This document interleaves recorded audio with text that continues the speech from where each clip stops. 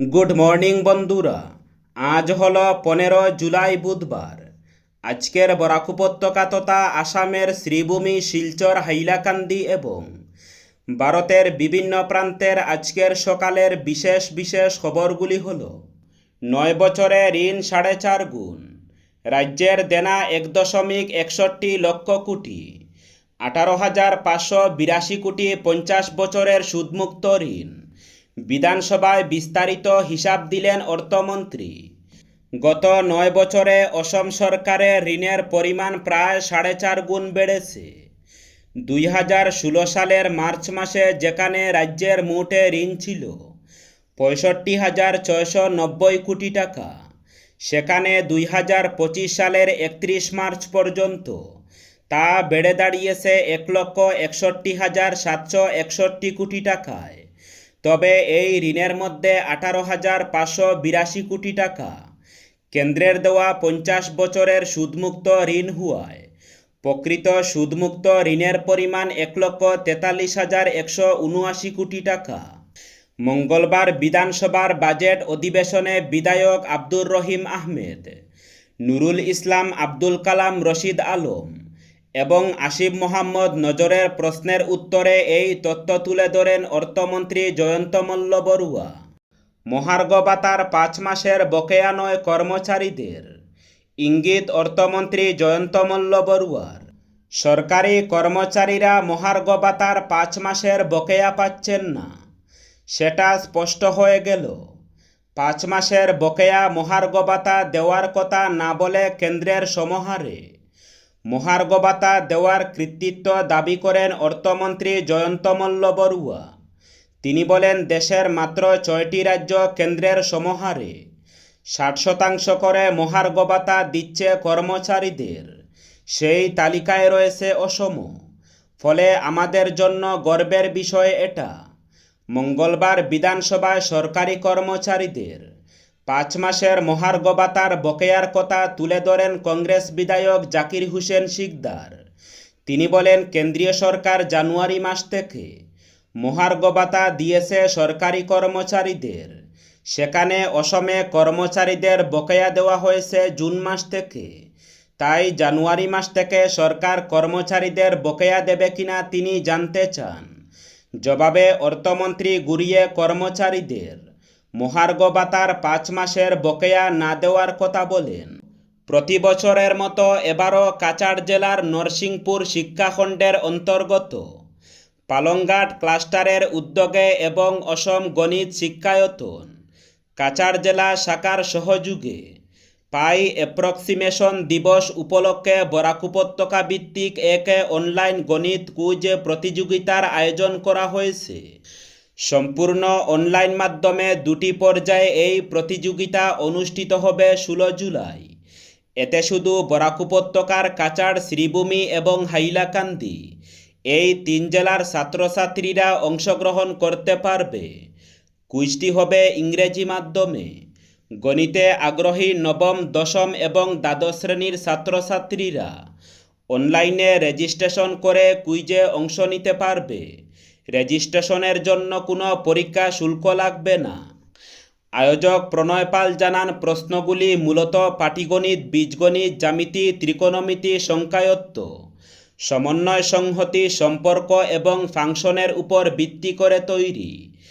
এই কুইজে অংশগ্রহণ করতে ইচ্ছুক ছাত্রছাত্রীরা বিশদ বিবরণের জন্য আয়োজকদের সঙ্গে যোগাযোগ করতে পারবেন। এতে প্রথম এবং দ্বিতীয় স্থানাধিকারী দুজনকে স্মৃতি পুরস্কার দিয়ে পুরস্কৃত করা হবে বলে জানিয়েছেন তিনি। মোদিকে বোমা মেরে উড়িয়ে দেওয়ার হুমকি খালিস্তানিদের। প্রধানমন্ত্রীর সফরের আগে হাই অ্যালার্ট পঞ্জাব, হরিয়ানায়। প্রধানমন্ত্রী নরেন্দ্র মোদীর পঞ্জাব ও হরিয়ানা সফরের ঠিক আগেই একে চাঞ্চল্যকর নাশকতার হুমকি ঘিরে তোলপাড় শুরু হয়েছে দেশ জুড়ে। ইমেলের মাধ্যমে পাঠানো এক বার্তায় প্রধানমন্ত্রী নরেন্দ্র মোদীকে সরাসরি বোমা মেরে উড়িয়ে দেওয়ার হুমকি দিয়েছে খালিস্তানি জঙ্গিরা। এই ঘটনার পরই কেন্দ্রীয় গোয়েন্দা সংস্থা ও 2 রাজ্যের পুলিশ প্রশাসন প্রধানমন্ত্রীর সফরে নিরাপত্তা চূড়ান্ত করতে তৎপরতা শুরু করেছে। গোটা পঞ্জাব ও হরিয়ানা জুড়ে জারি করা হয়েছে হাই অ্যালার্ট। তবে হুমকির ইমেলটি টিকে কোথায় পাঠানো হয়েছে তা এখনও স্পষ্ট নয়। সংবাদ মাধ্যম সূত্রে জানা গেছে খালিস্তান ন্যাশনাল আর্মি নামে একটি সংগঠনের পক্ষ থেকে এই হুমকি দেওয়া হয়েছে।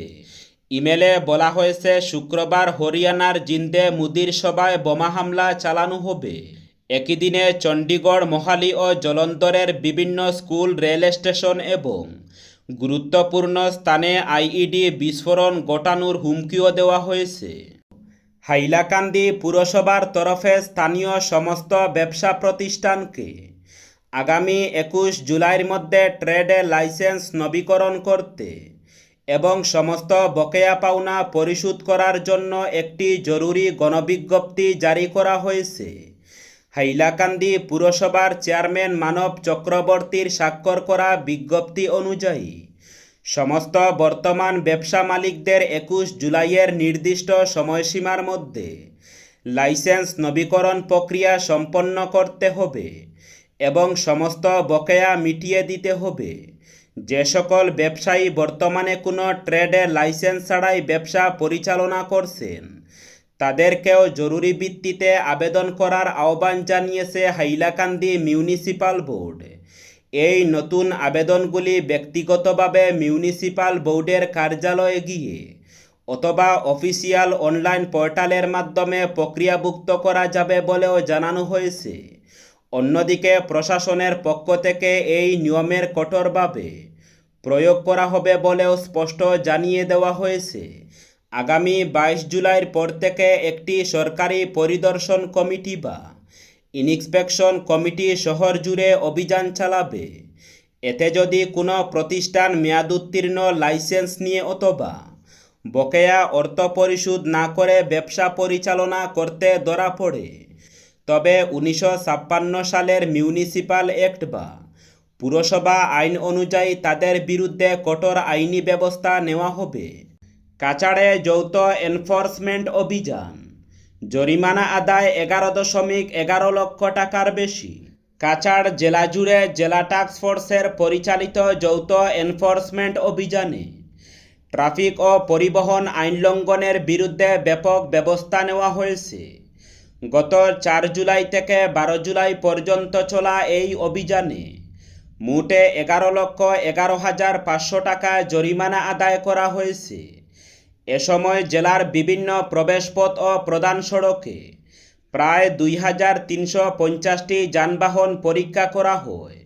জেলা কমিশনার নির্দেশে জেলা প্রশাসন, পরিবহন বিভাগ, পুলিশ আবগারি বিভাগ এবং বন বিভাগের যৌথ উদ্যোগে লাইলাপুর, কালাইন, রংপুর, বড়খলা ও জিরিঘাট সহ একাধিক গুরুত্বপূর্ণ স্থানে এই অভিযান চালানো হয়। অভিযানের মূল লক্ষ্য ছিল সড়ক নিরাপত্তা নিশ্চিত করা, পরিবহন আইন কার্যকরভাবে প্রয়োগ করা এবং অবৈধ পরিবহন ও অতিরিক্ত বোঝাই যানবাহনের বিরুদ্ধে ব্যবস্থা গ্রহণ।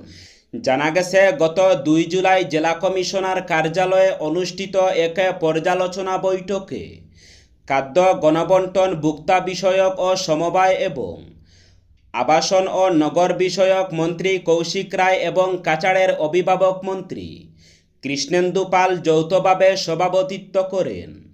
ওই বৈঠকেই জেলার প্রধান প্রবেশপথে নিয়মিত যৌথ এনফোর্সমেন্ট অভিযান চালানোর নির্দেশ দেওয়া হয়। সেই নির্দেশ অনুসারেই 4 জুলাই থেকে অভিযান শুরু হয়।